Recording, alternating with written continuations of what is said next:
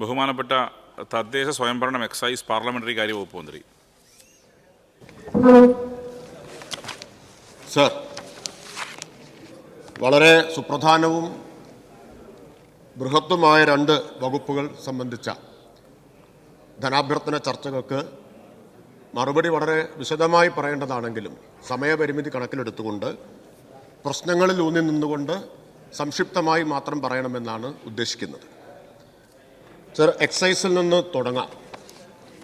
ഇവിടെ ചർച്ച പ്രതിപക്ഷത്തു നിന്ന് ആദ്യം സംസാരിച്ച ശ്രീ ആലുവ അംഗം ശ്രീ അൻവർ സാദത്ത് മുതൽ അവസാനം സംസാരിച്ച CR മഹേഷ് വരെയുള്ള ആളുകൾ വളരെ ഗൗരവമായ ഒരു സാമൂഹിക വിപത്തിനെ അങ്ങേയറ്റം സങ്കുചിതമായ ഒരു വീക്ഷണത്തിൽ നിന്നുകൊണ്ട് സമീപിക്കാനാണ് ശ്രമിച്ചത് എന്നതിലുള്ള അതിയായ നിരാശ ഞാൻ ആദ്യമായിട്ട് പങ്കുവയ്ക്കുകയാണ്. ഞാൻ ഇവിടെ സംസാരിച്ച അതേ നാണയത്തിൽ തിരിച്ചടിക്കാൻ വസ്തുതകളില്ലാത്തതുകൊണ്ടല്ല, അതല്ല ഈ ചുമതലയിലിരുന്നു കൊണ്ട് എൻ്റെ ഉത്തരവാദിത്വം എന്നതുകൊണ്ട് അതിന് ഞാൻ മുതിരുന്നില്ല. ഇപ്പോൾ ആദ്യം സംസാരിച്ച ആൾ തൊട്ട് അവസാനം സംസാരിച്ച ആൾ വരെയുള്ളവരുടെ ലക്ഷ്യം അവരാശ്രയിച്ചത് വസ്തുതകളെയല്ല, അവർ ലക്ഷ്യം വെച്ചത് വാചകമേളകളെയാണ്. വാചകമേളയിൽ തൻ്റെ ഒരു വാചകം ഉദ്ധരിച്ച് കിട്ടാൻ ആവശ്യമായ തരത്തിലുള്ള നല്ല ഹോംവർക്കാണ് നടത്തിയിട്ടുള്ളത്. സർ, അല്ല, അതേ രീതിയിൽ അദ്ദേഹം വിമർശിച്ചു. മതി. അതേ രീതിയിൽ അദ്ദേഹം വിമർശിച്ചു. അങ്ങ് പറഞ്ഞോ. സാമൂഹിക വിപത്താണ്. അല്ല, ഇങ്ങോട്ട് പറഞ്ഞതെല്ലാം കേട്ടുകൊണ്ടിരിക്കുകയായിരുന്നല്ലോ, കുറച്ചു നേരം കേൾക്കേണ്ടി വരും. സർ, അങ്ങനെ ഇതാണ് പ്രതിപക്ഷത്തിന്റെ ഒരു മനോഭാവം. എന്തും എങ്ങോട്ട് പറയാം, തിരിച്ചങ്ങോട്ട് അല്പം പോലും സഹിക്കാനുള്ള ക്ഷമയില്ല. അല്ലെങ്കിൽ പിന്നെ സംസാരിക്കുമ്പോൾ ഓർക്കണം തിരിച്ചും കിട്ടുമെന്നുള്ളത്. സർ, ഇതൊരു സാമൂഹിക വിപത്താണ്, ഗുരുതരമായ സാമൂഹിക വിപത്താണ്. ഇപ്പൊ കഴിഞ്ഞ ഏതാനും ദിവസങ്ങളിലെ പത്ര റിപ്പോർട്ടുകൾ എൻ്റെ കൈവശമുണ്ട്. ലോകത്താകെ, ഇന്ത്യയിൽ, നമ്മുടെ അയൽ സംസ്ഥാനങ്ങളിലെല്ലാം നടന്ന വലിയ മയക്കുമരുന്ന് വേട്ടകളുടെ പത്ര റിപ്പോർട്ടുകളാണ്. 5000 കോടിയുടെ കൊക്കൈൻ പിടികൂടി. ഗുജറാത്തിൽ വൻ മയക്കുമരുന്ന് വേട്ട. ബാംഗ്ലൂരുവിൽ വൻ ലഹരി വേട്ട. 75 കോടിയുടെ MDMA. സർ, ലോസ് ആഞ്ചൽസ് മുതൽ എൽ സാൽവദോർ മുതൽ ബാംഗ്ലൂരിലും ഇംഫാലിലും ഗുജറാത്തിലും വരെയുള്ള കഴിഞ്ഞ ഒരു 2 ആഴ്ചയ്ക്കിടയിലുണ്ടായിട്ടുള്ള മയക്കുമരുന്ന് വേട്ടയുടെ വാർത്തകളാണിത്. ഇതിനെ ഈ നിലയിലാണ് നമ്മൾ കാണേണ്ടത്. കേരളത്തിൽ നിർഭാഗ്യവശാൽ പ്രതിപക്ഷം സ്വീകരിക്കുന്ന ഒരു സമീപനം, ബാക്കിയെല്ലാം മനോജ്ഞമാണ്, കേരളത്തിൽ മാത്രമാണ് ലഹരിയുടെ വിപത്തുള്ളത്, അതിൻ്റെ മുഴുവൻ ഉത്തരവാദിത്വം ഈ ഗവൺമെൻറ്റിനാണ് എന്ന് സ്ഥാപിക്കാനാണ്. നമുക്ക് രാഷ്ട്രീയമായ തർക്കവിതർക്കങ്ങളാവാം. പോയിന്റ് സ്കോർ ചെയ്യുന്നതിന് മറ്റൊട്ടേറെ വിഷയങ്ങൾ നമുക്ക് ഉപയോഗിക്കാം. ഈ സാമൂഹിക വിപത്തിനെ പോയിന്റ് സ്കോർ ചെയ്യുന്നതിനുള്ള ഒരു അവസരമാക്കിയിട്ട് ഉപയോഗിക്കാൻ ഉത്തരവാദിത്വമുള്ള, വിവേകമുള്ള ആർക്കെങ്കിലും കഴിയുമോ? ഞാൻ ആ ചോദ്യം നിങ്ങളുടെ മുമ്പിൽ വയ്ക്കുകയാണ്. ഞാനൊരു കുറ്റപ്പെടുത്തലിനും മുതിരുന്നില്ല. സർ, വസ്തുതകൾ എന്താണ്? ഇവിടെ പറഞ്ഞു എൻഫോഴ്സ്മെന്റ് ശക്തമല്ല. ഇതാ ഒരേ പല്ലവി പാടിക്കൊണ്ടേയിരിക്കുകയാണ്. വസ്തുതകൾക്ക് നേരെ കണ്ണടച്ചിരുട്ടാക്കുക, എന്നിട്ട് പഠിച്ചത് പാടിക്കൊണ്ടേയിരിക്കുക, അതാണ് ചെയ്തുകൊണ്ടിരിക്കുന്നത്. ഇവിടെ ഒരു വലിയ അവകാശവാദം ആലുവ അംഗം ഉന്നയിക്കുകയുണ്ടായി. ഞങ്ങളൊരു അടിയന്തര പ്രമേയം കൊണ്ടുവന്നപ്പോൾ സർക്കാർ ഉണർന്നു. നിങ്ങൾക്ക് ഒരു മനസ്സമാധാനത്തിന് വേണമെങ്കിൽ അങ്ങനെ പറഞ്ഞോളൂ, വിരോധമൊന്നുമില്ല. പക്ഷെ ഞാനിവിടെ നേരത്തെ പറഞ്ഞ കണക്കാണ്, പലതും ആവർത്തിക്കാം. ഈ സർക്കാർ അധികാരത്തിൽ വന്ന ശേഷം എടുത്ത NDPS കേസുകളുടെ എണ്ണം 26,454. നിങ്ങൾ അടിയന്തര പ്രമേയം കൊണ്ടുവരുന്നതിന് മുമ്പുള്ളത് തൊട്ടായി പറഞ്ഞത് 26,454. അബ്കാരി കേസുകൾ 72,785. സർ, ഇവിടെ കുറ്റവാളികളെല്ലാം രക്ഷപ്പെട്ടു പോവുകയാണ് എന്നൊക്കെ നിയമസഭാ ഫ്ലോറിൽ നിന്നുകൊണ്ട് അങ്ങേയറ്റം നിരുത്തരവാദപരമായിട്ട് പറയാമോ? നമ്മുടെ മുമ്പിൽ അനിഷേധ്യമായിട്ടുള്ള കണക്കുകൾ, വസ്തുതകൾ ഇരിക്കുകയല്ലേ. നിങ്ങളാരും ഈ നിയമസഭയിൽ നൽകുന്ന ഉത്തരങ്ങൾ കാണുന്നത് പോലെ ചോദ്യം എഴുതി കൊടുക്കുക എന്ന് മാത്രമേ ഉള്ളൂ, ഉത്തരവൊന്നും നോക്കുന്നതേ ഇല്ലേ. ഇവിടെ എത്രയോ തവണ കൊടുത്തിട്ടുള്ള ഉത്തരങ്ങൾ ഉണ്ടല്ലോ. സർ, 2023 4,900. സർ, ഇതിങ്ങനെ തടസ്സപ്പെടുത്തിക്കൊണ്ടിരിക്കുന്നത് അവരോട് പറഞ്ഞുകൊണ്ടിരുന്നപ്പോൾ ഞാനിത് മുഴുവൻ നിശബ്ദമായി കേട്ടിരുന്ന ആളാണ്. വസ്തുതകളെയാണ് അവർ ഭയപ്പെടുന്നത്. അതുകൊണ്ടാണ് ഞാൻ വസ്തുതകൾ മാത്രമേ പറയുന്നുള്ളൂ. സർ, 2023 4998 പ്രതികളാണ് ശിക്ഷിക്കപ്പെട്ടത്. എത്രയാണ് ശിക്ഷാ നിരക്കെന്നറിയാമോ? 98.04. 98 എന്ന് പറഞ്ഞാൽ അറസ്റ്റ് ചെയ്യപ്പെട്ടവരിൽ ഏതാണ്ട് എല്ലാവരും ജയിലിലായി ഈ സർക്കാരിന്റെ കാലത്ത്. എന്നിട്ട് നിങ്ങൾ പറയാണ് എൻഫോഴ്സ്മെന്റ് ഫലപ്രദമല്ല എന്ന്. എന്താ നിങ്ങൾ എൻഫോഴ്സ്മെന്റ് എന്നതുകൊണ്ട് ഉദ്ദേശിക്കുന്നത്? എന്താണ് ഉദ്ദേശിക്കുന്നത്? എന്നാൽ പിന്നെ അതൊന്ന് നിർവചിക്കൂ. എന്താണ് എൻഫോഴ്സ്മെന്റ് എന്നുകൊണ്ട് ഉദ്ദേശിക്കുന്നത് എന്ന്. സർ, 2024 4474 പേർ ശിക്ഷിക്കപ്പെട്ടു. ശിക്ഷാ നിരക്ക് 96.5. ഏതെങ്കിലും ഒരു കൊല്ലം സംഭവിച്ച അത്ഭുതമല്ല. വളരെ കൺസിസ്റ്റന്റായി നമുക്ക് കൺവിക്ഷൻ റേറ്റ് നിലനിർത്താൻ കഴിയുന്നു. ബഹുമാനപ്പെട്ട മുഖ്യമന്ത്രി കഴിഞ്ഞ ദിവസം പറഞ്ഞതാണ്, ഏറ്റവും ഉയർന്ന കൺവിക്ഷൻ റേറ്റ് ഇന്ത്യയിലുള്ളത് കേരളത്തിലാണ്. നിങ്ങൾക്കത് അംഗീകരിക്കാൻ പോലും മനസ്സില്ല. ദേശീയ ശരാശരി 78 ആവുമ്പോൾ ഇവിടെ 99% എന്നത് നിങ്ങൾ അംഗീകരിക്കാത്തത് എന്തുകൊണ്ടാണ്? അംഗീകരിച്ചാൽ നിങ്ങളുടെ എല്ലാ വാദവും അതോടുകൂടി പൊളിയും എന്നതുകൊണ്ടാണ്. സർ, എക്സൈസിനെ ശാക്തീകരിച്ചിട്ടുണ്ട്. എക്സൈസ് ക്രൈംബ്രാഞ്ച് രൂപീകരിച്ചു. ക്രൈംബ്രാഞ്ച് പ്രധാനപ്പെട്ട കേസുകളാണ്. എന്നിട്ട് പറഞ്ഞു ക്രൈംബ്രാഞ്ച് രൂപീകരിച്ചിട്ട് എന്ത് ഗുണമുണ്ടായി? 3 പേരെ 35 കൊല്ലത്തെ തടവിനെ ശിക്ഷിച്ചത്. 35 കൊല്ലം, 25 കൊല്ലം തടവിന് ശിക്ഷിക്കപ്പെട്ട അനേകം പേരുണ്ട്. വളരെ പ്രമാദമായിട്ടുള്ള കേസുകളാണ് ക്രൈംബ്രാഞ്ചിനെ ഏൽപ്പിക്കുന്നത്. അപ്പൊ ശിക്ഷാ നിരക്ക് ഉയർന്നു എന്ന് മാത്രമല്ല, 35 25 കൊല്ലം ശിക്ഷിച്ച കേസുകൾ. ഭൂരിഭാഗം ആളുകൾക്കും 10 വർഷത്തിന് കൂടുതലാണ് ശിക്ഷ. ഈ യാഥാർത്ഥ്യങ്ങൾ നിങ്ങൾ മനസ്സിലാക്കാൻ ശ്രമിക്കണം. എന്നിട്ട് നിങ്ങൾ ഇത് അംഗീകരിച്ചുകൊണ്ട് നിങ്ങൾ രാഷ്ട്രീയമായിട്ടുള്ള ആരോപണം ഉന്നയിച്ചോളൂ, അതിരിക്കട്ടെ. പക്ഷേ ഈ വസ്തുതയാണെന്ന് മനസ്സിലാക്കണം. സർ, 2024 32,846 സ്കൂൾ പരിസരങ്ങളിലെ പരിശോധനയാണ് നടത്തിയത്. 32,846 അടുത്ത് എൻഫോഴ്സ്മെന്റ് പരാജയമാണെന്നാണ് നിങ്ങൾ പറഞ്ഞുകൊണ്ടിരിക്കുന്നത്. സർ, വിമുക്തിയെക്കുറിച്ച് ഇവിടെ മുതലക്കണ്ണീരൊഴുക്കുകയുണ്ടായി. 1,40,479 പേർക്ക് ഒ പിയിലും 11,227 പേർക്ക് IP-യിലുമായിട്ട് വിമുക്തി കൗൺസിലിംഗ് ചികിത്സ നൽകുകയുണ്ടായി. മേഖലാ കേന്ദ്രങ്ങളിൽ 23,356 പേർക്ക്, 32 എക്സൈസ് ഉദ്യോഗസ്ഥർക്ക് നിംഹാൻസിൽ അയച്ച് പരിശീലനം കൊടുക്കുകയുണ്ടായി. സർ, ഇവിടെ വേറൊരു ആരോപണം വന്നു, വിമുക്തി ലഹരി വിരുദ്ധ ക്ലബ്ബുകൾ പകുതി സ്കൂളുകളിലേ ഉള്ളൂ. ശരിയാണ്, അത് ഞാൻ അംഗീകരിക്കുന്നു, പകുതി സ്കൂളിലേ ഉള്ളൂ. എന്താ കാരണം എന്നറിയാമോ? LP സ്കൂളിലും UP സ്കൂളിലും വിമുക്തി ക്ലബ്ബ് രൂപീകരിക്കുന്നില്ല. അപ്പോൾ ഹൈസ്കൂളിലും ഹയർ സെക്കൻഡറിയിലേ ഉള്ളൂ. അപ്പോൾ പകുതിയായിരിക്കും, ആകെ സ്കൂളുകളുടെ പകുതി. പിന്നെ സർ, ഇതൊരു സാമൂഹിക വിപത്താണ് എന്ന നിലയിലാണ് നമ്മൾ സമീപിക്കേണ്ടത്. സങ്കുചിത ഒരു രാഷ്ട്രീയത്തിൻ്റെ കണ്ണിലൂടെ നമ്മൾ ഇതിനെ കാണരുത്. ഇപ്പോൾ കളമശ്ശേരിയിലെ സംഭവം ഉണ്ടായി. രാവിലെ 9 മണിക്ക് ഞാൻ വീട്ടിൽ നിന്ന് പുറത്തിറങ്ങുന്നതിന് മുമ്പ് തന്നെ മാധ്യമങ്ങളെല്ലാവരും കൂടി വന്നിരുന്നു. എൻ്റെ കൈവശം എല്ലാ വിവരം ഉണ്ടായിരുന്നല്ലോ. നിങ്ങളുടെ ആൾ പിടിക്കപ്പെട്ടത് എത്ര, നിങ്ങളുടെ ആളുടെ കയ്യിലുണ്ടായിരുന്ന കഞ്ചാവ് എത്ര, ഈ പറയുന്ന നിങ്ങൾ ആരോപിക്കുന്ന ആളുകളുടെ കയ്യിലുണ്ടായിരുന്ന കഞ്ചാവ് എത്ര, കേൾക്കൂ, ഞാൻ പറഞ്ഞുതരാം. പറയണോ? നിങ്ങളെപ്പോലെയല്ല ഞാൻ ചിന്തിക്കുന്നത്. ഞാൻ മുഴുവൻ പറയുന്നത് കേൾക്കൂ, നിങ്ങൾ മുഴുവൻ പറയുന്നത് കേൾക്കൂ. ഈ കണക്കെല്ലാം സർ, ഈ കണക്കെല്ലാം എൻ്റെ കൈവശം ഉണ്ടായിരുന്നു. ഞാൻ ബോധപൂർവം അവിടെ KSUവിൻ്റെ നേതാവിൻ്റെ കയ്യിൽ നിന്ന് പിടിച്ചത് ഇത്രയാണെന്ന് ഞാൻ പറഞ്ഞില്ല. എന്നോട് ചോദിച്ചിട്ട് പോലും ഞാൻ പറഞ്ഞില്ല ഇതിനെ ഏതെങ്കിലും ഒരു സംഘടന എന്ന നിലയിലല്ല കാണേണ്ടത് എന്നാണ് മറുപടി പറഞ്ഞത്. അങ്ങനെയല്ല കാണേണ്ടത്. കാരണം ഇതൊരു സാമൂഹിക വിപത്ത് എന്ന നിലയിലാണ്. നിങ്ങളുടെ ആളുടെ കയ്യിൽ നിന്ന് ഇത്ര പിടിച്ചില്ലേ, ഞങ്ങളുടെ ആളുടെ കയ്യിൽ നിന്ന് ഇത്രയല്ലേ പിടിച്ചുള്ളൂ എന്ന് ചോദിക്കാൻ മാത്രം വിവേകമില്ലാത്ത ആളുകളല്ല ഞങ്ങളാരും. അത്രമാത്രം അധപ്പതിച്ചിട്ടുള്ളവരല്ല ഞങ്ങളാരും. അതാണ് നിങ്ങൾ മനസ്സിലാക്കേണ്ടത്. ഈ സാമൂഹിക വിപത്തിന്റെ മുമ്പിൽ നിങ്ങളുടെ ആള് ഞങ്ങളുടെ ആള് എന്നൊന്നുണ്ടോ? ഇത് ആരെയും ബാധിക്കാം. ഏത് വീട്ടിലെ കുട്ടിയും ഇതിനിരയായി തീരാം. അത് മനസ്സിലാക്കാനുള്ള വിവേകം നിങ്ങൾക്ക് എന്നുണ്ടാവുമെന്ന് എനിക്ക് അറിഞ്ഞുകൂടാ. അതില്ലാത്തതാണ് നിങ്ങളുടെ പ്രശ്നം. എന്നിട്ട് രാഷ്ട്രീയമായ ലാഭം ഉണ്ടാക്കാൻ വേണ്ടി, പോയിന്റ് സ്കോർ ചെയ്യാൻ വേണ്ടി ഉപയോഗിക്കുകയാണ്. അത് കഴിഞ്ഞ് കുറച്ച് സമയം കഴിഞ്ഞ് ടെലിവിഷൻ കണ്ടപ്പോൾ ഞാൻ അങ്ങേയറ്റം ഞെട്ടിപ്പോയി. പ്രതിപക്ഷ നേതാവ്, ബഹുമാനപ്പെട്ട മുൻ പ്രതിപക്ഷ നേതാവ് ഒക്കെ ഇതിലെ സംഘടനകളുടെ എണ്ണം തിരിച്ച് കണക്കെടുത്തുകൊണ്ടിരിക്കുകയാണ്. അങ്ങനെ കണക്കെടുത്ത് കളിക്കേണ്ട സന്ദർഭമാണോ സർ ഇത്? ആണോ? നിർഭാഗ്യവശാൽ ചില മാധ്യമങ്ങളും ആദ്യം സ്വീകരിച്ച നിലപാട് അതായിരുന്നു. ആ വലിയ നെടുങ്കൻ എഡിറ്റോറിയലൊക്കെ എഴുതുന്ന ആളുകൾ, അവർക്ക് ഒരു പ്രത്യേക സംഘടനയുടെ ലേബലുള്ള ആരെങ്കിലും പിടിക്കപ്പെട്ടാൽ അതിന് വലിയ പ്രാധാന്യം. വേറൊരു സംഘടന, തങ്ങൾക്ക് വേണ്ടപ്പെട്ട സംഘടനയിലുള്ള ആൾ വന്നാലോ അപ്പൊ പിന്നെ അത് തമസ്കരിക്കുക, മൗനം. ഇങ്ങനെയല്ല സമീപനം സ്വീകരിക്കേണ്ടത്. അത് പ്രതിപക്ഷമാണെങ്കിലും ഞങ്ങൾ ഭരണപക്ഷമാണെങ്കിലും ഇനി മാധ്യമങ്ങളാകെയാണെങ്കിലും സ്വീകരിക്കേണ്ടത്.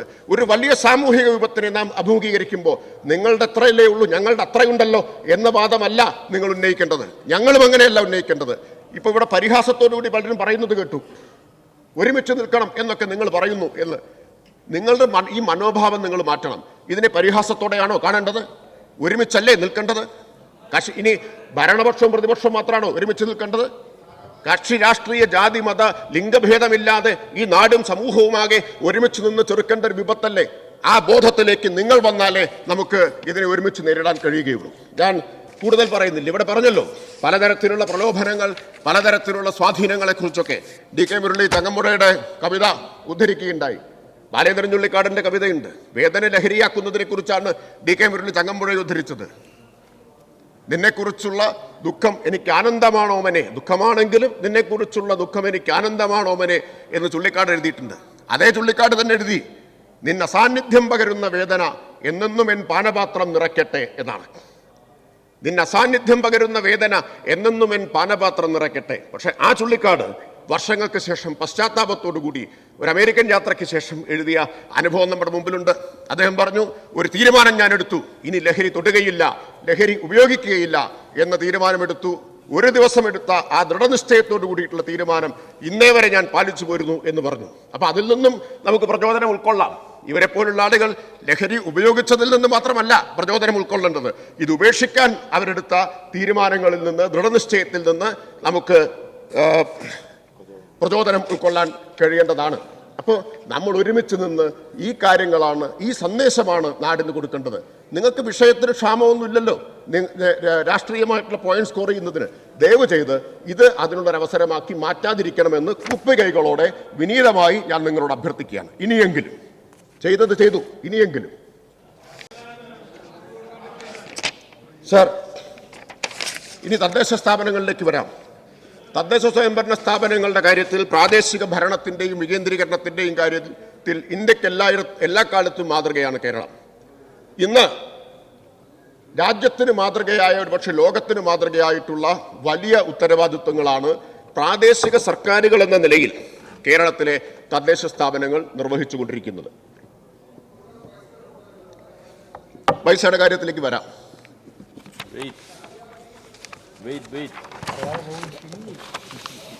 സർ, പൈസയുടെ കാര്യത്തെക്കുറിച്ചാണ് അദ്ദേഹത്തിന്റെ ആശങ്ക. അപ്പൊ അവിടെ നിന്ന് തന്നെ തുടങ്ങാം. സർ, 2010-11 പദ്ധതി അടങ്കലിന്റെ 20.45% തദ്ദേശ സ്ഥാപനങ്ങൾക്ക് കൊടുത്തത്. 10-11 LDF ഗവൺമെന്റ് വന്നു. LDF ഗവൺമെന്റ് ഇത് സംസ്ഥാന ധനകാര്യ കമ്മീഷന്റെ ശുപാർശ അംഗീകരിച്ചുകൊണ്ട് ക്രമാനുഗതമായി വർദ്ധിപ്പിക്കണമെന്ന് തീരുമാനിച്ചു. 0.5% വീതം എല്ലാ വർഷവും വർദ്ധിപ്പിക്കുന്നത് ഈ സാമ്പത്തിക പ്രതിസന്ധിയുടെ എല്ലാം ഇടയിലും തുറന്നുകൊണ്ടിരിക്കുകയാണ്. ഇപ്പോൾ ഞാൻ സമയമില്ലാത്തതുകൊണ്ടാണ് ചുരുക്കുന്നത്, ഓരോ കൊല്ലത്തെയും കണക്ക് വേണമെങ്കിൽ പറയാം. ഇപ്പോൾ 25-26 28.35% എവിടെ നിന്ന് തുടങ്ങിയത്? 20.45 നിന്ന് 20.45 നിന്ന്. സർ, ഇവിടെ തെറ്റായിട്ടുള്ള കാര്യങ്ങൾ ഇങ്ങനെ പറഞ്ഞുകൊണ്ടിരിക്കുകയാണ്. സർ, ചെലവ് ശതമാനം 63.78 63.78 ചെലവ് ശതമാനം ഈ നടപ്പ് സാമ്പത്തിക വർഷം. മാർച്ചിലാണ് ഏറ്റവും കൂടുതൽ എക്സ്പെൻഡിച്ചർ ആവുക എന്നുള്ളത് നമുക്ക് എല്ലാവർക്കും അറിയാം. അപ്പം അതുകൊണ്ട് ഇവിടെ പറഞ്ഞ ആശങ്കയ്ക്കൊന്നും അടിസ്ഥാനമില്ല. സാധാരണ എല്ലാ കാലത്തും ഉള്ളതുപോലെ തന്നെയുള്ള വിനിയോഗം നമുക്ക് ഈ വർഷവും സാധ്യമാവും. മെയിൻ്റനൻസ് ഫണ്ട് പണം കൊടുക്കുന്നില്ല എന്നാണ് പറയുന്നത്. മെയിൻ്റനൻസ് ഫണ്ട് വിഹിതം 4131.19 കോടിയാണ് ബജറ്റ് ചെയ്തത്. മുഴുവൻ കൈമാറി കഴിഞ്ഞിട്ടുണ്ട് സർ. ഈ സാമ്പത്തിക പ്രതിസന്ധിയിലും മുഴുവൻ അത് കൈമാറി കഴിഞ്ഞിട്ടുണ്ട്. ജനറൽ പർപ്പസ് ഫണ്ട് 12 ഗഡുക്കളായി 12 മാസങ്ങളായിട്ടാണ് നൽകുക. 2542.27 കോടി രൂപയിൽ അവസാനത്തെ മാർച്ചിലെ ഗഡു ഒഴികെ 11 ഗഡുവും ഇതിനകം കൊടുത്തു കഴിഞ്ഞിട്ടുണ്ട്. പിന്നെ ബഹുമാനപ്പെട്ട മണ്ണാർക്കാട് MLA പറഞ്ഞു, ഈ അവസാനം പൈസ കൊടുക്കുന്നത് കൊണ്ട് ഇത് വിനിയോഗിക്കാൻ പറ്റില്ല. പ്രൊജക്റ്റുകൾക്ക് സാമ്പത്തിക വർഷം ആരംഭിക്കുന്നതിന് മുമ്പ് തന്നെ രൂപം നൽകുന്നുണ്ട്. അപ്പം അതുകൊണ്ട് തന്നെ അത് വിനിയോഗിക്കുന്നതിന് തടസ്സമൊന്നും വരുന്നില്ല. അപ്പോൾ സമയമില്ലാത്തതുകൊണ്ടാണ് ഞാൻ ഓരോന്നിനും വഴങ്ങാത്തത്. സർ, പൈസ കൊടുക്കുന്നില്ല എന്നത് നേരത്തെ പറഞ്ഞു പല കാര്യങ്ങളും പ്രചരിപ്പിക്കുന്നത് പോലെ പ്രചരിപ്പിക്കുന്ന ഒരു കാര്യമാണ്, പ്രചരിപ്പിച്ചുകൊണ്ടിരിക്കുന്ന ഒരു കാര്യമാണ്. സർ, ഇവിടെ ബഹുമാന്യനായിട്ടുള്ള പല അംഗങ്ങളും മാലിന്യ സംസ്കരണത്തെക്കുറിച്ച് കാര്യമായി തന്നെ പറഞ്ഞു എന്നതിലുള്ള സന്തോഷം ഞാൻ പങ്കുവെക്കുകയാണ്. ഒരു വർഷം മുമ്പ് നമ്മുടെ ഡിമാൻഡ് ചർച്ച നടന്നപ്പോൾ ഇത്രത്തോളം ആ വിഷയത്തെക്കുറിച്ച് ചർച്ച നടന്നിരുന്നില്ല. അതിനേക്കാൾ കൂടുതൽ നടന്നു. ബഹുമാനായിട്ടുള്ള മാത്യു ടി തോമസിനെ പോലുള്ള മുതിർന്ന അംഗങ്ങൾ വളരെ ഗൗരവമായി തന്നെ ഇക്കാര്യങ്ങൾ ഇവിടെ ഉന്നയിച്ചു. ഞാൻ ഓരോ വിശദാംശങ്ങളിലേക്കും സമയപരിമിതി കൊണ്ട് പോകുന്നില്ല. പക്ഷേ നമുക്കുണ്ടാക്കാൻ കഴിഞ്ഞിട്ടുള്ള ഒരു പുരോഗതി അത് ഈ സഭ അതുവഴി ജനങ്ങളും അറിയേണ്ടതുണ്ട് എന്നാണ് വിചാരിക്കുന്നത്. സർ, ഇവിടെ ബ്രഹ്മപുരം തീപിടുത്തമുണ്ടായ അടിയന്തര പ്രമേയം വന്നു. വലിയ ചർച്ചയും വലിയ വിവാദങ്ങളും കോലാഹലങ്ങളും എല്ലാം ഉണ്ടായി. അന്ന് സർക്കാർ അസംബ്ലിയിൽ പ്രഖ്യാപിച്ച രണ്ട് കാര്യങ്ങളുണ്ട്. ഒന്ന്, ബ്രഹ്മപുരത്തെ ആപത്തിനെ ഒരവസരമാക്കി മാറ്റും, കേരളത്തെ മുഴുവൻ ശുചിയാക്കുന്നതിനുള്ള, മാലിന്യമുക്തമാക്കുന്നതിനുള്ള ഒരു അവസരമാക്കി മാറ്റും എന്നാണ്. ബ്രഹ്മപുരം പൂങ്കാവനമാക്കി മാറ്റും എന്ന് പറഞ്ഞപ്പോൾ വലിയ പരിഹാസവും ട്രോളുകളും ഒക്കെ ഉണ്ടായി. സർ, ഇന്നുണ്ടായിട്ടുള്ള മാറ്റം എന്താണ്? ഞാൻ ബ്രഹ്മപുരത്തിൻ്റെ കാര്യം തന്നെ പറയാം. ബ്രഹ്മപുരത്ത് മാത്രം നമുക്ക് ബയോമൈനിങ്ങിലൂടെ വീണ്ടെടുക്കാൻ കഴിഞ്ഞിട്ടുള്ളത്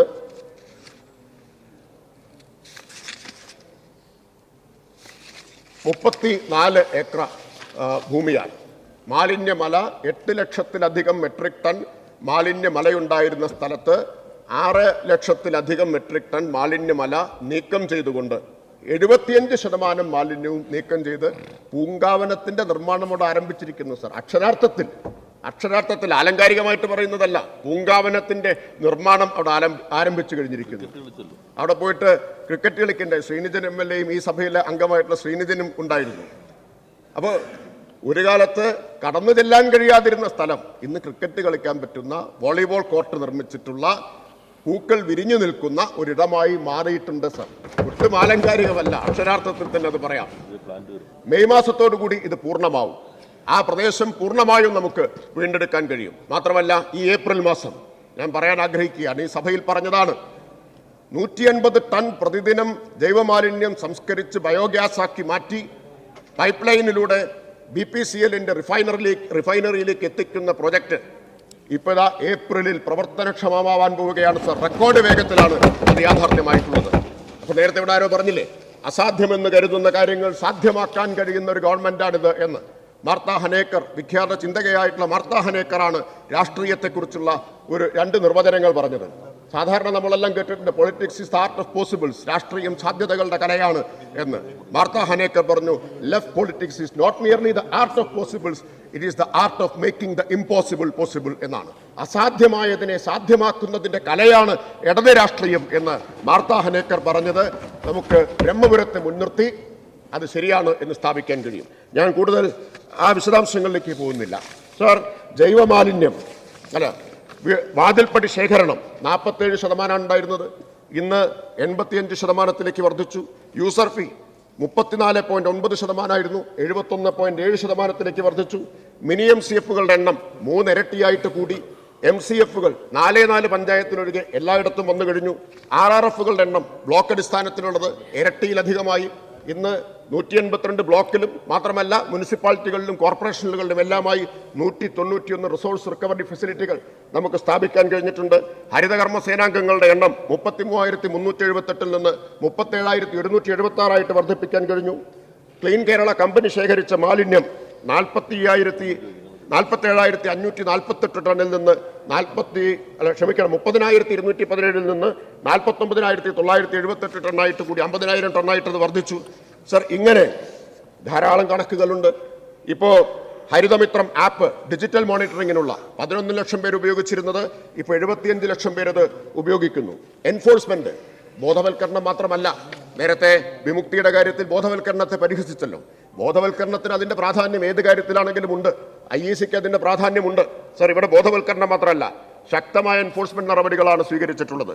ഇപ്പോൾ ക്യാമറ നിരീക്ഷണം നേരത്തെ ഒരിടത്തും ഉണ്ടായിരുന്നില്ല. ഈ ക്യാമ്പയിൻ തുടങ്ങുന്നതിന് മുമ്പ് ഇന്ന് 3557 കേന്ദ്രങ്ങളിൽ ക്യാമറ നിരീക്ഷണം ഉറപ്പുവരുത്താൻ കഴിഞ്ഞിട്ടുണ്ട്.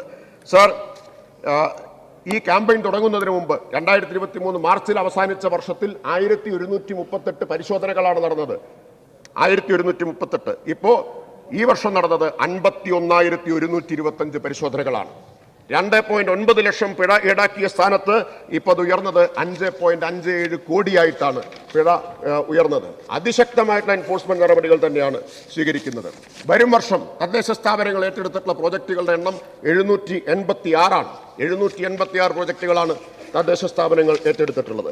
നേരത്തെ ഇവിടെ ബഹുമാന്യനായിട്ടുള്ള ശ്രീ മാത്യു ടി തോമസ് ഈ സിംഗിൾ വാട്സപ്പ് നമ്പർ വന്നിട്ട് എത്രത്തോളം മാറ്റമുണ്ടായി എന്ന് ചോദിച്ചു. സർ, 4136 പരാതി കിട്ടി, 2371 അതിൽ സ്വീകാര്യമാണ് എന്ന് കണ്ടു. 14,73,770 രൂപ പിഴ ചുമത്തി. ഈ വാട്സാപ്പ് വഴി കിട്ടിയ പരാതികളിൽ 14,73,770 രൂപയാണ് പിഴ ചുമത്തിയിട്ടുള്ളത്. അതുകൊണ്ട് മാത്രമായി എന്ന് ഞാൻ പറയുന്നില്ല. ആളുകളുടെ സമീപനത്തിൽ, പെരുമാറ്റത്തിൽ, ശീലത്തിൽ, സംസ്കാരത്തിലൊക്കെ മാറ്റം വരേണ്ടതുണ്ട്. അതിനുള്ള പ്രവർത്തനങ്ങൾ തുടർന്ന് നടത്തേണ്ടതുണ്ട്. ഒറ്റക്കാര്യം കൂടി പറഞ്ഞ് ഞാൻ ആ ഭാഗം അവസാനിപ്പിക്കാം. നമ്മുടെ ബഹുമാന്യരായിട്ടുള്ള MLA മാർ പഴയതിനേക്കാൾ കൂടുതൽ ഇപ്പോൾ ഇത്തരം കാര്യങ്ങളിൽ താല്പര്യമെടുക്കുന്നുണ്ട്. പക്ഷെ അപ്പോഴും ഒരു പ്രശ്നമുണ്ട്. ഇനിയിപ്പോൾ തെരഞ്ഞെടുപ്പൊക്കെ വരികയായി, തദ്ദേശ സ്ഥാപന തെരഞ്ഞെടുപ്പ്, അത് കഴിഞ്ഞ നിയമസഭാ തെരഞ്ഞെടുപ്പ്, പ്രാദേശികമായിട്ടുള്ള എതിർപ്പ്, ഒരടിസ്ഥാനവുമില്ലാത്ത എതിർപ്പ് പലയിടത്തും ഉയർന്നു വരുമ്പോൾ ആ എതിർപ്പിൻ്റെ മുമ്പിൽ നിശബ്ദരായി പോകുന്ന ജനപ്രതിനിധികളുമുണ്ട്, മൗനം പാലിക്കുന്ന ജനപ്രതിനിധികളുണ്ട്. എന്തിനാണ് ഒരു മുഷിച്ചിലുണ്ടാക്കുന്നത്, 4 വോട്ട് കിട്ടുന്നത് കളയാൻ ഇടവരണ്ടല്ലോ എന്ന് കരുതി ഇത്തരം എതിർപ്പിൻ്റെ കൂടെ നിൽക്കുന്ന ആളുകൾ, ജനപ്രതിനിധികളുണ്ട്. അപ്പം എനിക്ക് MLA മാരോട്, ബഹുമാന്യരായിട്ടുള്ള അംഗങ്ങളോട് അഭ്യർത്ഥിക്കാനുള്ളത്, ഈ നല്ല മാറ്റം നമുക്കിപ്പോൾ ഉണ്ടാക്കാൻ കഴിഞ്ഞിട്ടുണ്ട്. അത് ലക്ഷ്യത്തിലേക്ക് എത്തണമെങ്കിൽ നമ്മൾ കൂട്ടായിട്ട് ഒരുമിച്ച് നിൽക്കണം. കാരണം ഇന്ന് കേരളത്തിൽ ആരെങ്കിലും യഥാർത്ഥത്തിൽ സമരം ചെയ്യേണ്ടതുണ്ടെങ്കിൽ, അല്ലെങ്കിൽ ഒരു സമരം ചെയ്യേണ്ടതുണ്ടെങ്കിൽ, അത് എൻ്റെ നാട്ടിലൊരു മാലിന്യ സംസ്കരണ പ്ലാന്റ് വേണമെന്ന് ആവശ്യപ്പെട്ടാണ് സമരം ചെയ്യേണ്ടത്. പക്ഷെ നിർഭാഗ്യകരമായ സ്ഥിതിയാണ്, ഒരു പ്ലാന്റ് എവിടെയെങ്കിലും വന്നാൽ അതിവിടെ പറ്റില്ല എന്ന് പറഞ്ഞാണ്. എല്ലാവരും പ്രസംഗത്തിൽ മാലിന്യ സംസ്കരണത്തിനൊപ്പം നിൽക്കുന്നവരാണ്. എല്ലാവരും മാലിന്യ സംസ്കരണത്തിനൊപ്പം നിൽക്കുന്നവരാണ്. പക്ഷെ നിലപാടെന്താ? Not in my backyard എന്നാണ്. Not in my backyard, ഞങ്ങൾ ഇതിനൊപ്പമാണ്, പക്ഷെ ഇവിടെ പറ്റില്ല. ഇതാണ് സമീപനം. വ്യത്യസ്തമായ ഒരു അനുഭവം ഞാനിവിടെ ചൂണ്ടിക്കാണിക്കാൻ ആഗ്രഹിക്കുന്നു. കൃഷിമന്ത്രി, ബഹുമാനപ്പെട്ട കൃഷിമന്ത്രി, ചേർത്തലയിലെ ശുചിമുറി മാലിന്യ സംസ്കരണ പ്ലാന്റിനെതിരെ വലിയ സമരമാണ് ഉയർന്നു വന്നത്, വലിയ സമരം. ആ സമരത്തെ നേരിട്ട് ഇതാ ഈ 28-ാം തീയതി ആ പ്ലാന്റ് ഉദ്ഘാടനം ചെയ്യാൻ പോവുകയാണ്, പ്രവർത്തനക്ഷമമാവുകയാണ്. അദ്ദേഹം നൽകിയിട്ടുള്ള പിന്തുണ ഈ സന്ദർഭത്തിൽ ഈ സഭയിൽ മറ്റംഗങ്ങൾക്ക് കൂടി മാതൃകയാവുമെന്നതുകൊണ്ട് പറയാൻ ആഗ്രഹിക്കുക. ഒരു ജനപിന്തുണയിലും അദ്ദേഹത്തിന് കുറവുണ്ടായിട്ടില്ല. ജനങ്ങളെ ആകെ വിശ്വാസത്തിലെടുക്കാൻ കഴിഞ്ഞു. പലരും ഉണ്ട്, ഞാൻ എല്ലാവരുടെയും പേര് പറയാത്തതാണ്, ഇപ്പോൾ ഉദ്ഘാടനം ചെയ്യുന്നു എന്നതുകൊണ്ടാണ്. പല പദ്ധതികളും, അതെ, ഈ കക്കൂസ് മാലിന്യം മുഴുവൻ തോട്ടിലും ജലസ്രോതസ്സുകളിലും പുഴയിലും കൊണ്ട് നിക്ഷേപിച്ചിരുന്നതാണ്. ഇപ്പൊ യഥാർത്ഥത്തിൽ പ്ലാന്റ് വരുമ്പോൾ നമുക്ക് ഈ പ്രശ്നം പരിഹരിക്കാനാണ് കഴിയുക. ഇതിലാർക്കും വേവലാതിയില്ല. തോട്ടിൽ കൊണ്ടുപോയി നിക്ഷേപിക്കുന്നതിൽ, വെള്ളത്തിൽ കൊണ്ടുപോയി നിക്ഷേപിക്കുന്നതിൽ, അത് ഒഴിവാക്കാൻ ഒരു പ്ലാന്റ് വന്നാൽ സമരം ചെയ്യുക. സർ, വിചിത്രമായൊരു സാഹചര്യമാണ് നിൽക്കുന്നത്. നമ്മൾ നേരത്തെ മയക്കുമരുന്നിൻ്റെ കാര്യം പറഞ്ഞതുപോലെ തന്നെ ഒറ്റക്കെട്ടായി നാം ഏറ്റെടുക്കേണ്ട ഒരു കാര്യമാണിത് എന്ന് ബാക്കി എല്ലാ അഭിപ്രായ വ്യത്യാസങ്ങൾക്കിടയിലും ഇത് ഞാൻ ഈ സഭയുടെ മുമ്പാകെ ചൂണ്ടിക്കാണിക്കാൻ ആഗ്രഹിക്കുകയാണ്. സർ, ഇനി ലൈഫിൻ്റെ കാര്യം ഇവിടെ പറഞ്ഞു, എല്ലാം പറയാം. ലൈഫിന്റെ കാര്യം പറഞ്ഞു. 5,44,479 വീടുകൾക്കാണ് ധനസഹായം കൊടുത്തത്. 4,32,858 വീടുകൾ, ഏറ്റവും പുതിയ കണക്കാണ്. 4,32,858 വീടുകൾ പൂർത്തിയാക്കി. ചിത്രം വരയ്ക്കുന്ന കാര്യം ഇവിടെ പറഞ്ഞല്ലോ. സർ, മനുഷ്യന്റെ ഒരു പ്രത്യേകത എന്താണെന്ന് വെച്ചാൽ, ഭാവനയിൽ കാണുന്ന കാര്യം യാഥാർത്ഥ്യമാക്കാൻ ആഗ്രഹിക്കുന്ന, അതിന് പരിശ്രമിക്കുന്ന ഒരു ജീവിയാണ് മനുഷ്യൻ. കുട്ടികൾ ഇന്ന് കേരളത്തിൽ ഭവനരഹിതരായ കുടുംബങ്ങൾ ഭാവനയിൽ കാണാൻ കഴിഞ്ഞു തുടങ്ങിയിരിക്കുന്നു. അവർക്ക് സ്വപ്നം കാണാൻ കഴിയുന്നു ഒരു വീടിനെ കുറിച്ച്. ആ സ്വപ്നം സമ്മാനിച്ചത് എന്താണ്? ലൈഫാണ്. അവർ തറ വരയ്ക്കുന്നു, ചുവര് വരയ്ക്കുന്നു. ആ ഭാവന, ആ സ്വപ്നം യാഥാർത്ഥ്യമായി മാറുന്നു. അങ്ങനെ യാഥാർത്ഥ്യമായി മാറിയതാണ് 4,32,858 കുടുംബങ്ങളുടെ സ്വപ്നം. സാർ, 1,11,621 വീടുകൾ നിർമ്മാണം നടന്നുകൊണ്ടിരിക്കുകയാണ്. സർ, കേരളം ചെലവഴിച്ച തുക എത്രയാണ് എന്ന് കൂടി കേൾക്കണം. 18,000 കോടിയിലധികം രൂപയാണ് കേരളം പോലൊരു ചെറിയ സംസ്ഥാനം ലക്ഷക്കണക്കിന് ആളുകൾക്ക് വീട് വെച്ചു കൊടുക്കാൻ വേണ്ടി വിനിയോഗിച്ചിട്ടുള്ളത്. അതിൽ കേന്ദ്രവിഹിതം ഇവിടെ പറഞ്ഞു വെറും 2,081 കോടിയാണ്. മാത്രമല്ല, അതിന് തന്നെ ഇപ്പൊ ബ്രാൻഡിംഗ് നടത്തണം എന്നാണ് ആവശ്യപ്പെടുന്നത്. നമ്മൾ ഒരുമിച്ച് നിൽക്കേണ്ട ഒരു സന്ദർഭം ഇതാണ്. ബഹുമാനപ്പെട്ട പ്രതിപക്ഷ നേതാവും പ്രതിപക്ഷാംഗങ്ങളുമെല്ലാം ഒരുമിച്ച് നിൽക്കേണ്ട ഒരു സന്ദർഭം ഇതാണ്. കാരണം ഈ തുക കിട്ടണമെങ്കിൽ ഓരോ വീടിൻ്റെയും മുമ്പിൽ ബ്രാൻഡിംഗ് നടത്തണം എന്ന് കേന്ദ്രം പറയുമ്പോൾ കേരളത്തിൻ്റെ ബഹുമാന്യനായ മുഖ്യമന്ത്രി പ്രധാനമന്ത്രിക്ക് കത്തയച്ചു. ആർട്ടിക്കിൾ 21 വയലേഷനാണ്. ആർട്ടിക്കിൾ 21 റൈറ്റ് ടു ലൈഫാണ്. സുപ്രീം കോടതി പറഞ്ഞിട്ടുണ്ട്, റൈറ്റ് ടു ലൈഫ് എന്ന് പറഞ്ഞാൽ right to life with dignity എന്നാണ്, അന്തസ്സോടുകൂടി ജീവിക്കാനുള്ള അവകാശം. ഞാൻ കഴിഞ്ഞ ദിവസം കേന്ദ്ര നഗരവികസന വകുപ്പ് മന്ത്രി മനോഹർലാൽ ഖട്ടറിനെ കാണാൻ പോയിരുന്നു. അദ്ദേഹത്തോട് ഈ കാര്യം പറഞ്ഞിട്ട് അദ്ദേഹത്തിന് മനസ്സിലാവുന്നതേ ഇല്ല. അദ്ദേഹത്തിനോട് ചോദിച്ചു, അത്ര വലിയ അന്തസ്സ് നോക്കുന്നവരാണെങ്കിൽ പിന്നെ എന്തിനാണ് അപേക്ഷിക്കുന്നത്? ഇതാണ് മനോഭാവം. ഇത് അവരുടെ അന്തസ്സിനെ ബാധിക്കുമെങ്കിൽ അവരെന്തിനാണ് ഈ വീടിന് വേണ്ടി അപേക്ഷിക്കുന്നത്? അപ്പോൾ നാം കേരളീയർ ചിന്തിക്കുന്നത് മനുഷ്യാന്തസ്സിനെക്കുറിച്ച്, സാമൂഹ്യ നീതിയെക്കുറിച്ചൊക്കെയുള്ള നമ്മുടെ സങ്കല്പങ്ങൾ മനസ്സിലാകുക പോലും ചെയ്യാത്തവരാണ് കേന്ദ്രത്തിൽ അധികാരത്തിലിരിക്കുന്നത് എന്ന നിർഭാഗ്യകരമായ സാഹചര്യമുണ്ട്. നമ്മുടെ എംപിമാർ ഒറ്റക്കെട്ടായിട്ട് ഉയർത്തേണ്ട ഒരു പ്രശ്നമാണ് പാർലമെന്റിൽ ഇക്കാര്യം. നമ്മൾ പറഞ്ഞു ബാക്കി ബ്രാൻഡിംഗ് ആവാം, പക്ഷെ ഒരു വീടിന്റെ കാര്യത്തിലാവുമ്പോൾ ബ്രാൻഡിംഗ് അവരുടെ അന്തസ്സിനെ ബാധിക്കുന്നതാണ്. സാർ, ഇനി ബഹുമാനപ്പെട്ട മിനിസ്റ്റർ ഇനി ഇത്ര സമയം വേണം. ഓൾറെഡി കഴിയുന്നത്ര ഞാൻ വളരെ ചുരുക്കിയാണ് പറഞ്ഞുകൊണ്ടിരിക്കുന്നത്. പോയത് കൊണ്ടാണ് സാർ. യഥാർത്ഥത്തിൽ കൂടുതൽ സംസാരിക്കണമെന്ന് ആഗ്രഹമില്ലാത്തൊരു ദിവസം കൂടിയാണ്. സാർ, ഭവന സമുച്ചയങ്ങൾ, ഹെൽത്ത് ഇഷ്യൂസ് ഉണ്ട്, ചെറിയ പനി. നാല് ഭവന സമുച്ചയങ്ങളുടെ നിർമ്മാണം പൂർത്തിയായി. 2 പാർട്ട്ണർഷിപ്പിൽ പൂർത്തിയാക്കി. സാർ 21 ഓൺഗോയിങ് ആണ്. 21 ഓൺഗോയിങ് ആണ്. ഇനി നമ്മൾ ഒരുമിച്ച് നിൽക്കേണ്ട ഒരു കാര്യം മനസ്സോടിത്തിരി മണ്ണ് ക്യാമ്പയിനാണ്. ഭൂമി കണ്ടെത്താൻ, സംഭാവനയായിട്ട് കണ്ടെത്താൻ ഇതുവരെ നമുക്ക് 31 ഏക്കർ ഭൂമി സംഭാവനയായിട്ട് കിട്ടിയിട്ടുണ്ട്. MLA മാർ, ജനപ്രതിനിധികൾ, തദ്ദേശ സ്ഥാപനങ്ങളിലെ ഭാരവാഹികൾ ഇവരെല്ലാം ഒരുമിച്ച് ശ്രമിച്ചാൽ ഇനിയും കൂടുതൽ ഭൂമി നമുക്ക് സംഭാവനയായിട്ട് കണ്ടെത്താൻ കഴിയും. കെ ചിറ്റിലപ്പള്ളി ഫൗണ്ടേഷൻ 2000 പേർക്ക് ഭൂമി വാങ്ങാൻ നമുക്ക് സർക്കാരിന് പൈസ നൽകിയിട്ടുണ്ട്. 1000 പേരുടെ ഭൂമി വാങ്ങിക്കൊടുത്തു. അപ്പോഴാണ് അവരൊരു 1000 പേർക്ക് കൂടി വാഗ്ദാനം നൽകിയത്. ലയൺസ് ക്ലബ്ബ് 100 വീട് വെച്ച് തരാൻ ഇപ്പോൾ അവരുടെ നിർമ്മാണം ആരംഭിച്ചു കഴിഞ്ഞിട്ടുണ്ട്. ഇത്തരത്തിൽ സമാഹരിക്കാൻ കഴിയുന്ന എല്ലാ സാധ്യതകളെയും കൂടി സമാഹരിച്ചുകൊണ്ടാണ് സർക്കാർ മുന്നോട്ട് പോകുന്നത്. സർ, ഇനി അതിദാരിദ്ര്യ നിർമ്മാർജ്ജനത്തെക്കുറിച്ച് പറഞ്ഞു. ലോകത്തിന് മാതൃകയാവുന്ന ഒരു ലക്ഷ്യത്തിലേക്ക് നാം നീങ്ങുകയാണ്.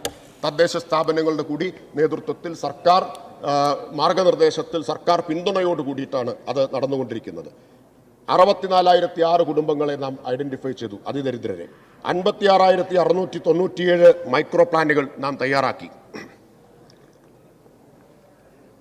ഇപ്പോ ഇതുവരെ 48,941 കുടുംബങ്ങൾ, 76.46% അതിദാരിദ്ര്യത്തിൽ നിന്ന് മുക്തരായി.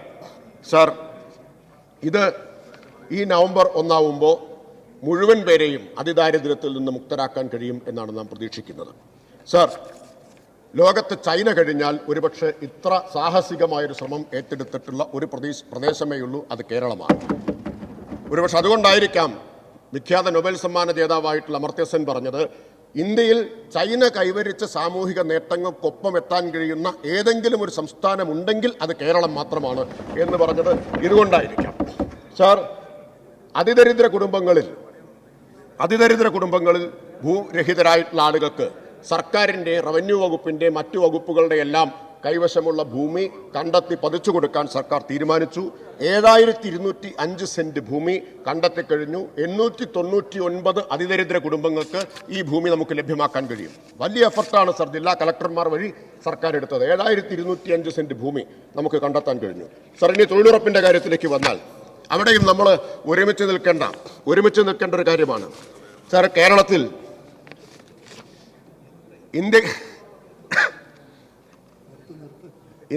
ഇന്ത്യയിൽ ഏറ്റവും നന്നായി തൊഴിലുറപ്പ് പദ്ധതി നടപ്പാക്കുന്ന സംസ്ഥാനമാണ് സർ കേരളം. തൊഴിലുറപ്പിന്റെ ദേശീയ തലത്തിലുള്ള മാനദണ്ഡങ്ങളിൽ 8 എടുത്താൽ 4 ഒന്നാമത് കേരളമാണ്. 4 കേരളമാണ്. 2 രണ്ടാമതാണ് കേരളം. ഒരു കാര്യത്തിൽ 3-ാമതാണ്. സമയമില്ലാത്തതുകൊണ്ട് ഏതൊക്കെയാണെന്ന് ഞാൻ വിശദീകരിക്കുന്നില്ല. അത്ര മികച്ച നിലയിലാണ് നാം നടപ്പാക്കുന്നത്. പക്ഷേ സർ, അനുഭവം എന്താണ്? നമുക്ക് കിട്ടാനുള്ള കുടിശ്ശിക 749 കോടിയാണ്. 749 കോടിയാണ് കിട്ടാനുള്ള കുടിശ്ശിക. പാർലമെന്റിൽ MPമാർ ഒറ്റക്കെട്ടായിട്ട് ഉയർത്തേണ്ട കാര്യമല്ലേ ഇക്കാര്യം? നമ്മൾ ഒരുമിച്ച് നിന്ന് പൊരുതി നേടേണ്ട കാര്യമല്ലേ എന്ന് മാത്രമാണോ? 10.5 കോടി തൊഴിൽ ദിനം ഉണ്ടായിരുന്നത് കഴിഞ്ഞ തവണ 6.5 കോടിയായി വെട്ടിക്കുറച്ചു. ഈ വർഷം വീണ്ടും 5 കോടിയായി വെട്ടിക്കുറച്ചിരിക്കുകയാണ്. കണ്ണിൽ ചോരയില്ലാതെ നേർപകുതിയായിട്ട് വെട്ടിക്കുറച്ചിരിക്കുകയാണ്. സർ, കേരളത്തിലോ ഓണം അലവൻസിന് 56 കോടിയാണ് നമ്മൾ ചെലവഴിച്ചത് തൊഴിലുറപ്പ് തൊഴിലാളികൾക്ക്. സംസ്ഥാന സർക്കാരിന്റെ പണം 56 കോടി.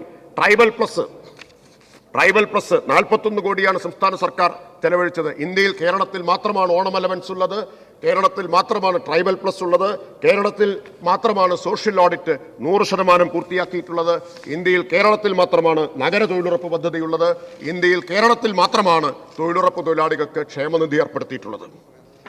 സർ, ഇനി അവസാന ഭാഗത്തേക്ക് കിടക്കുക. തദ്ദേശ സ്വയംഭരണ സ്ഥാപനങ്ങളെ നവീകരിക്കുന്നതിനും കാര്യക്ഷമമാക്കുന്നതിനുമുള്ള ധാരാളം നടപടികളാണ് സംസ്ഥാന സർക്കാർ സ്വീകരിച്ചിട്ടുള്ളത്. ഇവിടെ പ്രൊഫസർ ആബിദ് ഹുസൈൻ തങ്ങൾ സംസാരിച്ചപ്പോൾ ILGMSൽ നിന്ന് കെ-സ്മാർട്ടിലേക്ക് മാറുന്നത് എന്തോ അപരാധമാണ് എന്ന് അദ്ദേഹം പറയുകയുണ്ടായി.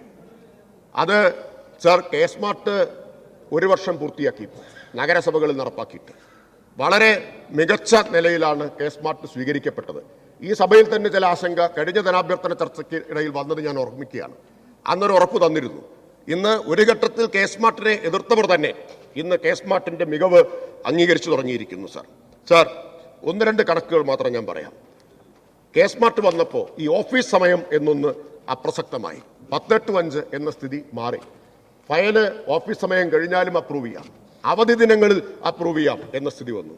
അതിവേഗത്തിൽ ഫയലുകൾ അപ്രൂവ് ചെയ്യുന്നു, അതിവേഗത്തിൽ സേവനം ആളുകൾക്ക് ലഭ്യമാകുന്നു. ഇപ്പോൾ അവധി ദിനങ്ങളിൽ അപ്രൂവ് ചെയ്ത ഫയലുകളുടെ എണ്ണം 1,63,699 ഞായറാഴ്ചയും സെക്കൻഡ് സാറ്റർഡേയും വിഷുവിനും ഓണത്തിനുമൊക്കെ ഫയൽ അപ്രൂവ് ചെയ്യാമെന്ന സ്ഥിതി വന്നിരിക്കുന്നു. 1,63,699. ഇത് ഓൺലൈനായിട്ട് നമുക്ക് മോണിറ്റർ ചെയ്യാനും പറ്റും. അതുപോലെ ഓഫീസ് സമയത്തിന് ശേഷം അപ്രൂവ് ചെയ്ത ഫയലുകൾ 3.5 ലക്ഷമാണ് സർ. 3,50,659. വീട്ടിൽ പോയാലും ആളുകൾക്ക് വേണമെങ്കിൽ ജോലി ചെയ്യാം എന്ന സ്ഥിതി. അത് സേവന കാര്യക്ഷമതയെ മെച്ചപ്പെടുത്തുകയാണ് സർ ചെയ്യുന്നത്. 1 മണിക്കൂറിൽ അപ്രൂവ് ചെയ്ത ഫയലുകൾ സേവനങ്ങൾ 4,43,955. സർ, പഴയ കഥ എന്താണ്? നടന്ന് ചെരുപ്പ് തേഞ്ഞു എന്നാണ്. പഞ്ചായത്തിലേക്ക്, മുനിസിപ്പാലിറ്റിയിലേക്ക് ഒക്കെ ഇപ്പൊ പോകേണ്ട കാര്യമേ ഇല്ല. കയ്യിലൊരു സ്മാർട്ട് ഫോൺ ഉണ്ടെങ്കിൽ കെ-സ്മാർട്ട് ആപ്ലിക്കേഷൻ ഡൗൺലോഡ് ചെയ്ത് കഴിഞ്ഞാൽ ലോകത്തെവിടിരുന്നും നിങ്ങൾക്ക് പഞ്ചായത്തിലെ, മുനിസിപ്പാലിറ്റിയിലെ സേവനം ലഭ്യമാവും. 4,43,955 ഫയലുകൾ 1 മണിക്കൂറിലാണ് തീർപ്പാക്കിയത്. 24 മണിക്കൂറിൽ തീർപ്പാക്കിയത് 9,70,458. ബാക്കി കണക്ക് സമയമില്ലാത്തതുകൊണ്ട് ഞാനിപ്പോൾ എടുക്കുന്നില്ല. Sir, is of doing business റാങ്കിങ്ങിൽ കേരളത്തെ മുന്നിലെത്തിക്കുന്നതിൽ ഏറ്റവും വലിയ സംഭാവന കെ-സ്മാർട്ടിൻ്റെതായിരുന്നു. നഗര തദ്ദേശ സ്ഥാപനങ്ങളുടെ സർട്ടിഫിക്കറ്റുകൾ, ലൈസൻസുകൾ, അനുമതികൾ അത് ലഭ്യമാക്കുന്നതിലെ വേഗത, അതിൽ കേരളം ഇന്ത്യയിൽ 1ാമതെത്തി. അത് ഈസ് ഓഫ് ഡൂയിങ് ബിസിനസ് റാങ്കിങ്ങിൽ ഏറ്റവും സഹായകരമായി മാറിയിട്ടുള്ള ഒന്നാണ്. അപ്പോൾ കെ-സ്മാർട്ട് എന്നത് ഇന്ന് എല്ലാവരും അംഗീകരിക്കുന്ന ഒരു സംവിധാനമായിട്ടത് മാറിയിട്ടുണ്ട്. പഞ്ചായത്തിലേക്ക് വരുമ്പോൾ ILGMS മികച്ചതായിരുന്നു, പക്ഷെ ILGMSന്റെ തന്നെ മികച്ച വെർഷനാണ് കെ-സ്മാർട്ട്. അതുകൊണ്ടത് കൂടുതൽ സഹായകരമായി തീരും. ഇവിടെ തദ്ദേശ സ്ഥാപനങ്ങളെ ശാക്തീകരിക്കുന്നു. തനത് വരുമാനത്തെക്കുറിച്ച് പറഞ്ഞു. ഒറ്റ കണക്ക് മാത്രം ഞാൻ പറയാം. 2020-21 1,142.31 കോടിയായിരുന്നു തനത് വരുമാനം. 1,142.31 കോടി. 23-24 3,095.62 കോടിയാണ്. 3,095.62, 3 ഇരട്ടിയായിട്ട് കൂടി. ഇനി സർക്കാരിന്റെ കൊള്ളയാണെന്ന് പറഞ്ഞേക്കരുത് കേട്ടോ. പൂർണ്ണമായും തദ്ദേശ സ്ഥാപനങ്ങൾക്കുള്ളതാണ്. ചില്ലിക്കാശ് സർക്കാരിനുള്ളതല്ല എന്ന കാര്യവും ഞാൻ ഇനി ഒരു കാര്യം കൂടി. പെർമിറ്റ് ഫീ വർദ്ധിപ്പിച്ചു, പിന്നെ കുറച്ചു. സർ, പെർമിറ്റ് ഫീ വർദ്ധിപ്പിച്ചു. ഇവിടെ ഒക്കെ വിമർശനം വന്നതിന്റെ അടിസ്ഥാനത്തിൽ അത് കുറച്ചു. സർ, കുറച്ചു എന്ന് മാത്രമല്ല, വർദ്ധിപ്പിച്ചത് ആ കാലയളവിൽ തിരിച്ചു കൊടുക്കണം എന്നാവശ്യപ്പെട്ടു. സർ, ഒരുപാട് തദ്ദേശ സ്ഥാപനങ്ങൾ, ഏറ്റവും കൂടുതൽ മലപ്പുറത്ത് നിന്നാണ്, പ്രമേയം പാസാക്കി അയച്ചിരുന്നു കുറയ്ക്കണം എന്നാവശ്യപ്പെട്ട്. പ്രമേയം പാസാക്കിയപ്പോൾ അവരൊരു പക്ഷേ പ്രതീക്ഷിച്ച് കാണില്ല സർക്കാർ കുറയ്ക്കുമെന്ന്. ഇനി അഥവാ കുറച്ചാലും നേരത്തെ വാങ്ങിയ പൈസ തിരിച്ചു കൊടുക്കണം എന്ന് പറയുമെന്ന് പ്രതീക്ഷിച്ച് കാണില്ല. ഇപ്പൊ ധാരാളം പരാതികൾ കിട്ടിക്കൊണ്ടിരിക്കുന്നുണ്ട്. തദ്ദേശ സ്ഥാപനങ്ങൾ അധികമായി വാങ്ങിയ പെർമിറ്റ് ഫീ തിരിച്ചു കിട്ടുന്നില്ല. എനിക്ക് അഭ്യർത്ഥിക്കാനുള്ളത് എല്ലാവരും പെട്ടെന്ന് തിരിച്ചു കൊടുക്കണം എന്നതാണ്. വാങ്ങിയത് തദ്ദേശ സ്ഥാപനങ്ങളാണ്, തിരിച്ചു കൊടുക്കേണ്ടതും തദ്ദേശ സ്ഥാപനങ്ങൾ തന്നെയാണ്. സർ, അവസാനിപ്പിക്കുകയാണ്. ഇപ്പോ ജനക്ഷേമകരമായ, ജനസൗഹൃദപരമായ ഒട്ടേറെ നടപടികളാണ് തദ്ദേശ സ്ഥാപനങ്ങൾ സ്വീകരിച്ചുകൊണ്ടിരിക്കുന്നത്. തദ്ദേശ അദാലത്ത് നടത്തി 17,791 പരാതികൾ പരിഗണിച്ചതിൽ 92% ജില്ലാതലത്തിൽ മന്ത്രി നേരിട്ട് പങ്കെടുത്തുകൊണ്ട് 17,791 പരാതികൾ പരിഗണിച്ചതിൽ 92%ത്തിലും അനുകൂല തീർപ്പുണ്ടായി. സാർ, അതിന്റെ അടിസ്ഥാനത്തിൽ 124 പൊതു ഉത്തരവുകൾ ലഘുവാക്കിക്കൊണ്ട്, നടപടിക്രമങ്ങൾ ലളിതമാക്കിക്കൊണ്ടുള്ള 124 പൊതു ഉത്തരവുകൾ പുറപ്പെടുവിക്കാൻ പോകുന്നു. 12 എണ്ണം പുറപ്പെടുവിച്ചു കഴിഞ്ഞു. 122 എണ്ണം പരിഗണനയിലാണ്. സർ, കെട്ടിട നിർമ്മാണ ചട്ടങ്ങൾ ലളിതമാക്കുന്നതിന് വേണ്ടി ഇപ്പോൾ 106 ചട്ട ഭേദഗതികൾ പരിഗണിച്ചുകൊണ്ടിരിക്കുകയാണ്. അധികം വൈകാതെ കെട്ടിട നിർമ്മാണ ചട്ടങ്ങളെ ലളിതമാക്കിക്കൊണ്ടുള്ള 106 ഭേദഗതികൾ യാഥാർത്ഥ്യമാവാൻ പോവുകയാണ്. അഴിമതിരഹിതമായ തദ്ദേശ സ്ഥാപനങ്ങൾ എന്നതാണ് സർക്കാരിന്റെ ലക്ഷ്യം. സർ, ഇന്നലെയാണ് ഒരു പുതിയ WhatsApp number, single WhatsApp number launch ചെയ്തിട്ടുള്ളത്. അത് എല്ലാവർക്കും പ്രയോജനപ്പെടുന്ന ഒന്നാണ്. 806-807-6060 806-807-6060 ഈ വാട്സാപ്പ് നമ്പറിലേക്ക് തദ്ദേശ സ്ഥാപനങ്ങളിലെ അഴിമതി സംബന്ധിച്ച് ഏത് പരാതിയും ആർക്കും വാട്സാപ്പ് ചെയ്യാം. ഇക്കാര്യത്തിൽ ഉടൻ നടപടി ഉണ്ടാവും. ഗുഡ് ഗവേണൻസ് സെല്ല് പ്രിൻസിപ്പൽ ഡയറക്ടറുടെ ഓഫീസിൽ ചീഫ് വിജിലൻസ് ഓഫീസറുടെ നേതൃത്വത്തിൽ പ്രവർത്തനം ആരംഭിച്ചു കഴിഞ്ഞു. CVOയുടെ നേതൃത്വത്തിൽ ഗുഡ് ഗവേണൻസ് സെല്ല് ഇത്തരം പരാതികൾ പരിശോധിക്കും. JD ഓഫീസുകളിൽ ഈ സമാനമായ ഗുഡ് ഗവേണൻസ് സെല്ലുകൾ ഉണ്ടാവും. സാർ, ഞാൻ അവസാനിപ്പിക്കുകയാണ്. ഇതാണ് വളരെ ചുരുക്കത്തിൽ അങ്ങ് അനുവദിച്ച ഈ സമയത്തിനകത്ത് നിന്നുകൊണ്ട് ചുരുക്കി തദ്ദേശ സ്വയംഭരണ സ്ഥാപനങ്ങൾ, തദ്ദേശ വകുപ്പ് ഏറ്റെടുത്ത പ്രവർത്തനങ്ങളെക്കുറിച്ച് എനിക്ക് ചുരുക്കി സൂചിപ്പിക്കാനുള്ളത്. അതുകൊണ്ട് തന്നെ മെയിൻ്റനൻസ് ഗ്രാന്റിന്റെ കാര്യം അത് ധനവകുപ്പ് അംഗീകരിക്കുന്ന കാര്യമല്ല. മെയിൻ്റനൻസ് ഗ്രാന്റ് മെയിൻ്റനൻസിന് മാത്രമേ ഉപയോഗിക്കാൻ പറ്റൂ. അത് ഞാൻ പറഞ്ഞോട്ടെ. മെയിൻ്റനൻസ് ഗ്രാന്റ് മെയിൻ്റനൻസിന് മാത്രമേ ഉപയോഗിക്കാൻ പറ്റൂ. അതിന് ഇപ്പോൾ ഇളവ് കൊടുക്കാനുള്ള വ്യവസ്ഥയില്ല. പക്ഷെ ഒരു കാര്യം സർക്കാർ ചെയ്തിട്ടുണ്ട്. 1000 കോടി രൂപ തദ്ദേശ റോഡുകൾക്കായിട്ട് നീക്കിവെച്ചിട്ടുണ്ട്. അതിൽ 3558 തദ്ദേശ റോഡുകൾക്കുള്ള ഭരണാനുമതിയായി കഴിഞ്ഞു എന്ന കാര്യം ഞാൻ ഇവിടെ പറയാൻ ആഗ്രഹിക്കുകയാണ്. 3558 അതിവേഗത്തിലാണ് കാര്യങ്ങൾ നടക്കുന്നത്. ഭരണാനുമതിയായി കഴിഞ്ഞു. സർ, ഒരു കാര്യം കൂടിയുണ്ട്. ഇത് ഉന്നയിച്ചതുകൊണ്ടാണ്. തൊഴിലുറപ്പിൽ നേരത്തെ മെറ്റീരിയൽ കോമ്പനന്റ് ഉപയോഗിച്ച് 10% റോഡുകൾ ഉണ്ടാക്കാൻ കഴിഞ്ഞിരുന്നത് എങ്കിൽ സർക്കാർ അതിൽ ഭേദഗതി വരുത്തി ഇപ്പൊ 30% തുക റോഡ് നിർമ്മാണത്തിനായിട്ട് ഉപയോഗിക്കാം. ഈ രണ്ട് കാര്യങ്ങൾ കൊണ്ട് റോഡിന്റെ പ്രശ്നത്തിന് വലിയ അളവിൽ പരിഹാരം ഉണ്ടാക്കാൻ കഴിയും എന്നാണ് പ്രതീക്ഷിക്കുന്നത്.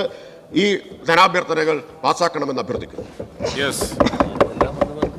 അനുവദിച്ച സമയം ആകെ എല്ലാവർക്കും കൂടി 40 മിനിറ്റാണ്. അങ്ങ് തെറ്റിദ്ധരിച്ചിരിക്കുകയാണ്. ഇന്നലത്തെ ചോദ്യോത്തരവേളയിൽ ബഹുമാനപ്പെട്ട മുഖ്യമന്ത്രിയോട് ബഹുമാനപ്പെട്ട പ്രതിപക്ഷ നേതാവ് ചോദിച്ച ചോദ്യത്തിൽ ചില ഫിഗറിൽ ചില എറേഴ്സ് ഉണ്ട്. അത് കറക്റ്റ് ചെയ്യണമെന്ന് അദ്ദേഹം ആവശ്യപ്പെട്ടിട്ടുണ്ട്. അത് സഭാരേഖയിൽ കറക്റ്റ് ചെയ്യുന്നതാണ്.